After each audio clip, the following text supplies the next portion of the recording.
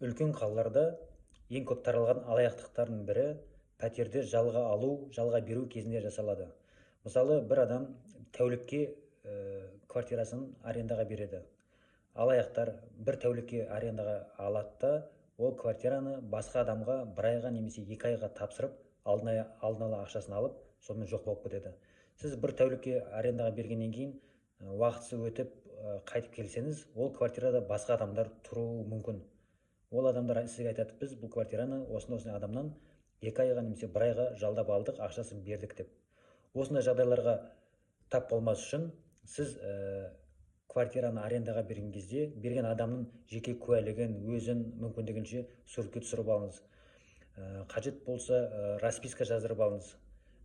Желательно өзінің жеке куәлігін көрсетіп, суретке түсіріп, нақты сол адамға беріп жатқандығыңызға көз жеткізу керек. Осы сияқты кеңестер сізге керек болса, парақшама жазылыңыз, және де өзіңізді қандай сұрақтар қызықтырады, сол сұрақты комментария жазыңыз, мен сол тақырыпта сізге видео түсіремін. Рахмет.